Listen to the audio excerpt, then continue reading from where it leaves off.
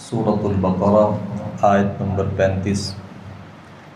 اعوذ باللہ من الشیطان الرجیم، بسم اللہ الرحمن الرحیم۔ وَقُلْنَا يَا آدَمُ اسْكُنْ أَنْتَ وَزَوْجُكَ الْجَنَّةَ وَكُلَا مِنْهَا رَغَدًا حَيْثُ شِئْتُمَا وَلَا تَقْرَبَا هَذِهِ الشَّجَرَةَ فَتَكُونَا مِنَ الظَّالِمِينَ۔ فَأَزَلَّهُمَا الشَّيْطَانُ عَنْهَا فَأَخْرَجَهُمَا مِمَّا كَانَا فِيهِ وَقُلْنَا اهْبِطُوا بَعْضُكُمْ لِبَعْضٍ عَدُوٌّ وَلَكُمْ فِي الْأَرْضِ مُسْتَقَرٌّ وَمَتَاعٌ إِلَىٰ حِينٍ۔ فَتَلَقَّىٰ آدَمُ مِن رَّبِّهِ كَلِمَاتٍ فَتَابَ عَلَيْهِ إِنَّهُ هُوَ التَّوَّابُ الرَّحِيمُ۔ قُلْنَا اهْبِطُوا مِنْهَا جَمِيعًا فَإِمَّا يَأْتِيَنَّكُم مِّنِّي هُدًى فَمَن تَبِعَ هُدَايَ فَلَا خَوْفٌ عَلَيْهِمْ وَلَا هُمْ يَحْزَنُونَ۔ وَالَّذِينَ كَفَرُوا وَكَذَّبُوا بِآيَاتِنَا أُولَٰئِكَ أَصْحَابُ النَّارِ هُمْ فِيهَا خَالِدُونَ۔ وَقُلْنَا، اور ہم نے کہا، یا آدم، اے آدم، اسکن انت وزوجک الجنہ، تو اور تیری بیوی جنت میں رہو، وکلا، اور دونوں کھاؤ، منہا، اس جنت سے، رغدن، حیث شئتما، کھلا، وافر، جہاں سے تم چاہو، ولا تقربا هذه الشجرہ، اور اس درخت کے تم دونوں قریب نہ آنا، فتکونا من الظالمین، تو آپ ظالموں میں سے ہو جاؤ گے۔ فأزلہما الشیطان، تو شیطان نے دونوں کو اس سے پھسلایا، فأخرجہما، تو دونوں کو نکال دیا، مما، اس سے، کانا فیہ، جس میں وہ دونوں تھے، وقلنا، ہم نے کہا، اتر جاؤ، بعضکم لبعض عدو، تمہارا بعض کے لیے دشمن ہے، وَلَكُمْ فِي الْأَرْضِ، اور تمہارے لیے زمین میں، مستقر، ٹھہرنا ہے، وَمَتَاعٌ إِلَىٰ حِينٍ، اور ایک مدت تک فائدہ اٹھانا ہے۔ فَتَلَقَّىٰ آدَمُ مِن رَّبِّهِ، تو سیکھ لی آدم نے اپنے رب سے، کلمات، کچھ کلمات، فَتَابَ عَلَيْهِ، تو اللہ تعالیٰ نے اس کی توبہ قبول کر لی، اِنَّهُ هُوَ التَّوَّابُ الرَّحِيمُ، بلا شبہ وہ بہت ہی زیادہ توبہ قبول کرنے والا، بہت زیادہ رحم کرنے والا ہے۔ قلنا، ہم نے کہا، اہبطوا منہا جمیعا، سب کے سب اس سے اتر جاؤ، فإما یأتینکم منی ھدی، پھر اگر کبھی تمہارے پاس میری طرف سے کوئی ہدایت آئے، فمن تبع ھدایا، پھر جس نے ہدایت کی، پیروی کی، فلا خوف علیہم، نہ تو ان کے اوپر کوئی خوف ہوگا، ولا هم يحزنون، اور نہ ہی وہ غمگین ہوں گے۔ والذین کفروا، وہ لوگ جنہوں نے کفر کیا، وَكَذَّبُوا بِآيَاتِنَا اور ہماری آیات کو جھٹلایا، اولئک اصحاب النار یہی دوزخی لوگ ہیں، ہم فیہا خالدون وہ اس میں ہمیشہ رہنے والے ہیں۔ اللہ تعالیٰ نے جب آدم علیہ السلام کو پیدا فرمایا اور علم کی بدولت برتری دی اور ملائکہ نے آدم علیہ السلام کو سجدہ کیا، یہ ایک اعزاز تھا۔ دوسرا اعزاز اللہ رب العالمین نے ان کو یہ بخشا کہ فرشتوں سے سجدہ کروانے کے بعد اللہ نے ان کا مسکن، ان کا ٹھکانہ اور ان کی رہائش جنت بنا دی۔ تو جنت میں جانا بھی آدم علیہ السلام کی ایک فضیلت تھی، اور یہ الگ ایک تفصیل ہے کہ آدم علیہ السلام کو جب پیدا کیا گیا اور پھر ان کی بیوی حوا علیہ السلام کو بھی آدم علیہ السلام کی پسلی سے اللہ تعالیٰ نے پیدا فرمایا، اور پھر ان دونوں کو جنت میں داخل کیا، اور جنت میں داخل کرنے کے بعد کہا وَكُلَا مِنْهَا رَغَدًا حَيْثُ شِئْتُمَا، جنت میں سے جہاں سے آپ کا دل کرتا ہے وہاں سے آپ کھاؤ، اور کھلا وافر، کوئی روک ٹوک نہیں ہے، اور کھانے اور پینے کے کوئی اوقات متعین نہیں ہے، اور کوئی بھی ان کی لمٹ جو ہے اس کا تعین نہیں ہے، جتنا دل کرتا ہے، جہاں سے دل کرتا ہے اور جب دل کرتا ہے اللہ رب العالمین نے ان کو کھانے کی اجازت دی۔ لیکن ایک چیز سے منع کر دیا، لا تقربا هذه الشجرہ، اس درخت کے قریب بھی نہیں جانا۔ شریعت کا ایک اصول ہے سد ذرائع، یعنی ایک چیز انسان کے لیے نقصان دہ ہے تو اللہ رب العالمین اس نقصان دہ چیز کے جو راستے قریب لے کر کے جاتے ہیں نا، اللہ ان راستوں کے اوپر بھی پابندی لگاتے ہیں۔ مثال کے طور پہ قرآن مجید میں اللہ رب العالمین نے کہا لا تقربوا الزنا، یہ نہیں کہا کہ زنا نہیں کرو، بلکہ یہ کہا کہ زنا کے قریب بھی نہیں جانا۔ وہ کام جو زنا کو انسان کے لیے آسان کرتا ہے، غیر محرم عورت کی طرف دیکھنا، بے پردگی کا اظہار کرنا، اور نامحرم عورتوں کے ساتھ گفتگو کرنا، خلوت اختیار کرنا، یہ تمام کام جو ہیں اللہ نے محض اس لیے حرام کر دیے کہ یہ زنا کے قریب لے جاتے ہیں۔ تو اللہ رب العالمین نے فرمایا کہ لا تقربا هذه الشجرہ، اس درخت کا پھل کھانا نہیں بلکہ اس کے قریب بھی جانے کی اللہ رب العالمین نے آدم علیہ السلام کو اجازت نہیں دی۔ یہ درخت کون سا تھا؟ کسی نے کہا کہ یہ انجیر کا درخت تھا،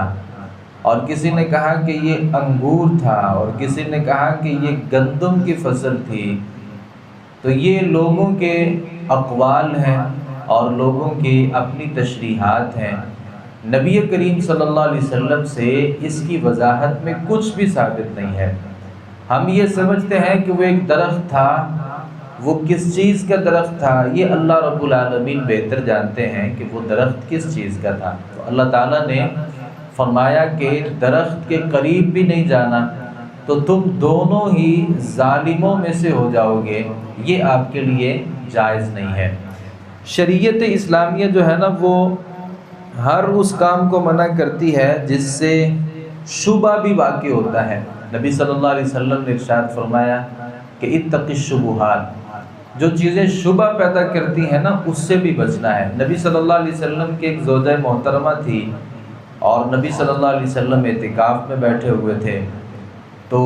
وہ آپ صلی اللہ علیہ وسلم سے ملنے کے لیے تشریف لائیں، اور واپسی رات کا زیادہ وقت ہو گیا تھا، تو نبی صلی اللہ علیہ وسلم ان کو چھوڑنے کے لیے ان کے گھر جا رہے تھے۔ تو ایک صحابی نے اللہ کے نبی صلی اللہ علیہ وسلم کو دیکھا۔ اب آپ صلی اللہ علیہ وسلم نے فوری اس سے کہا کہ یہ سودا ہے، یہ میری بیوی سودا ہے، کہیں کوئی بندہ یہ نہ سمجھ لے کہ نبی صلی اللہ علیہ وسلم رات کے اس پہر میں کس عورت کے ساتھ سفر کر رہے ہیں، تو آپ صلی اللہ علیہ وسلم نے جو چیز شبہ ڈال سکتی تھی نا، آپ نے اس شبے کو دور کیا۔ تو یہاں یہ کہ اس کے قریب جائیں گے تو ممکن ہے کہ آپ اس درخت کے پھل کو کھا لیں، تو اللہ رب العالمین نے ہر اس کام سے منع کیا ہے جو انسان کو حرام کے قریب بھی لے کر کے جاتا ہے۔ اب یہ جنت میں چلے گئے، فَأَزَلَّهُمَا الشَّيْطَانُ عَنْهَا فَأَخْرَجَهُمَا مِمَّا كَانَ فِيهِ، شیطان آیا اور شیطان نے ان دونوں کو ورغلایا اور اس جنت میں جس جنت میں تھے باہر نکلوا دیا۔ کئی سارے سوالات پیدا ہوتے ہیں۔ پہلا یہ سوال پیدا ہوتا ہے کہ اللہ رب العالمین نے اس شیطان کو تو کہہ دیا تھا اور جنت سے نکال دیا تھا اور فرشتوں کی صفوں سے بھی نکال دیا تھا، اور اس بندے کے لیے کیسے اجازت ہو گئی، یعنی شیطان کو کیسے اجازت مل گئی کہ وہ جنت میں داخل ہو گیا اور اس نے جا کر کے آدم علیہ السلام کو ورغلایا۔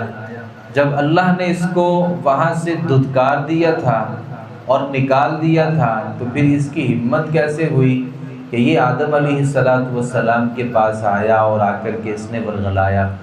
بعض نے کہا کہ وہ جنت میں داخل نہیں ہوا تھا، جنت کے دروازے کے پاس کھڑے ہو کر کے اس نے آدم علیہ السلام کو ورغلایا۔ کچھ ایسے آثار ملتے ہیں کہ وہ ایک سانپ تھا، وہ داخل ہو رہا تھا تو یہ سانپ کے اندر داخل ہو گیا اور سانپ کے ذریعے جنت میں چلا گیا۔ یہی وجہ ہے کہ سانپ کو قتل کرنے کی اور مارنے کی شریعت ہمیں اس کا حکم دیتی ہے، تو یہ بھی ایک توجیہ ہے۔ بعض لوگوں نے کوئی توجیہ کی تو کسی نے اس کا کوئی مطلب بیان کیا۔ اصل یہ ہے کہ قرآن یہ کہتا ہے کہ شیطان نے وسوسہ ڈالا، فوسوس لہم الشیطان، شیطان نے ان دونوں کے لیے وسوسہ ڈالا تھا۔ اب اس کی تفصیل ہم نہیں جانتے کہ وہ وسوسہ ڈالنے کی کیفیت کیا تھی، وہ آدم علیہ السلام کے وجود میں آیا تھا یا آدم کے پاس جنت میں آیا تھا یا جنت کے دروازے کے پاس کھڑا ہوا تھا، یہ تفصیلات اللہ بہتر جانتے ہیں، ہمیں ایسی تفصیلات میں پڑھنے کی ضرورت نہیں ہے۔ البتہ یہ ہم مانتے ہیں کہ اللہ رب العالمین نے اس ابلیس کو، اس شیطان کو کچھ اختیارات دے رکھے ہیں، تو ان اختیارات کا اس نے استعمال کیا اور آدم علیہ السلام کو ورغلایا۔ سوال یہ پیدا ہوتا ہے کہ آدم علیہ السلام جو تھے وہ تو اللہ کی پہلی مخلوق تھی اور اللہ کا اتنا زیادہ ان کو قرب ملا، اور اللہ رب العالمین نے سمجھایا بھی تھا کہ شیطان کی بندگی نہیں کرنی، اور شیطان جو ہے وہ انسان کو گمراہ کر دیتا ہے۔ تو کیا ایسے طریقے تھے کہ اس نے جناب آدم علیہ السلام کو ورغلا لیا، کیا ایسے باتیں کی تھیں؟ تو اللہ رب العالمین نے سورۃ الاعراف میں ان باتوں کی کچھ تفصیلات کا تذکرہ کیا ہے کہ سب سے پہلے تو یہ کہ اس نے آدم علیہ السلام کو یہ کہا کہ یہ جنت جو ہے نا، یہ ہمیشہ کے لیے آپ کا ٹھکانہ نہیں ہے، تو اگر یہ آپ پھل کھا لو گے تو آپ ہمیشہ کے لیے جنت میں رہ لو گے۔ اور اسی طریقے سے اس کا سب سے بڑا مقصد یہ تھا کہ وہ آدم علیہ السلام کو جو اللہ تعالیٰ نے کپڑے پہنا رکھے تھے وہ ان کپڑوں کو اتروانا چاہتا تھا۔ فوسوس لہم الشیطان لیبدی لہما ما وری عنہما من سوآتہما وقال ما نہاکما ربکما عن ہذہ الشجرہ الا ان تکونا ملکین او تکونا من الخالدین۔ اللہ نے یہ چاہا ہے کہ اگر آپ یہ درخت کا پھل کھا لو گے یا تو آپ فرشتے بن جاؤ گے یا ہمیشہ کے لیے ہی اللہ کی جنت کے وارث بن جاؤ گے۔ تو یہ ایک بہت بڑی وجہ تھی کہ اس نے آدم علیہ السلام سے کہا کہ یہ جو اللہ کے نورانی مخلوق ہے نا، اور اللہ کے جو برگزیدہ فرشتے ہیں جنہیں اللہ کا بڑا قرب نصیب ہے، آپ یہ پھل کھاؤ گے تو فرشتے بن جاؤ گے، یا یہ کہ ہمیشہ کے لیے آپ جنت میں رہو گے، نہ کبھی آپ کو موت آئے گی اور نہ کبھی آپ جنت سے نکل سکیں گے۔ تو انسان جو ہے وہ نسیان سے ہے، وہ بھول جاتا ہے، اس سے غلطی ہو جاتی ہے، اور انسان جو ہے اس کی طبیعت میں نسیان ہے، تو آدم علیہ السلام سے پھر یہ ایک غلطی سرزد ہو گئی تھی، تو آدم علیہ السلام نے اس درخت کے پھل کو کھا لیا، فوراً اللہ رب العالمین کی طرف سے ان کے کپڑے اتر گئے، اور آدم علیہ السلام اور حوا جو تھیں وہ پتوں سے اپنی شرمگاہ کو ڈھانپنے لگی۔ اس کا مطلب یہ کہ انسان طبعاً بے حیا نہیں ہے۔ آدم اور حوا دونوں کا آپس میں جو رشتہ تھا نا، وہ میاں اور بیوی کا رشتہ تھا، اور یہ دو یعنی میاں اور بیوی کا جو رشتہ ہوتا ہے یہ ایسا رشتہ ہوتا ہے جس میں بے لباسی ہو بھی جائے تو کوئی مسئلہ نہیں ہے اور اس کی اجازت ہے، لیکن آدم علیہ السلام اور حوا علیہ السلام باوجود اس بات کے کہ ایک دوسرے کی شرمگاہ کو دیکھنا جائز تھا، لیکن طبیعت میں وہ اللہ رب العالمین نے حیا رکھی ہے، تو وہ ایک دوسرے سے اپنی شرمگاہ کو چھپانے لگے، تو ہمارے حالات ایسے ہو گئے اور بے حیائی کو اس قدر عروج مل گیا کہ ہم جو طبعاً حیادار تھے ہمارے اندر بھی حیا نکلنے لگی، تو ان کے جب کپڑے اتر گئے اور اللہ رب العالمین نے کہا کہ زمین پر اتر جاؤ، تم ایک دوسرے کے دشمن ہو، اور اللہ رب العالمین نے جب ان کو زمین پر اتار دیا تو فتلقى آدم من ربہ کلمات، تو آدم نے اللہ رب العالمین سے پھر کچھ کلمات سیکھے۔ یہ الگ باتیں ہیں کہ لوگوں نے لکھا ہے کہ وہ ایک کلمہ لکھا ہوا تھا لا الہ الا اللہ محمد الرسول اللہ، اور پھر آدم علیہ السلام نے ہمارے نبی کے وسیلے سے اللہ تعالیٰ سے بات کی، اور اللہ رب العالمین نے پھر ان کی وجہ سے آدم کی دعا کو قبول کیا۔ تو یہ اگرچہ روایت ہے، لیکن ایک تو بات یہ ہے کہ یہ ایسی روایت ہے جس کی کوئی بھی سند نہیں ہے،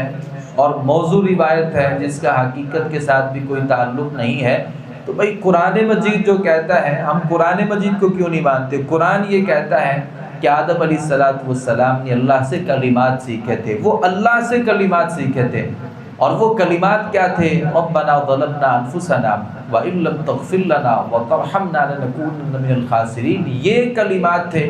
جو آدم علیہ السلام نے پڑھے تھے، اور اللہ رب العالمین نے پھر ان کی توبہ کو قبول کیا تھا۔ اس کا مطلب یہ ہے کہ ایک غلطی ابلیس سے ہوئی اور وہ اکڑ گیا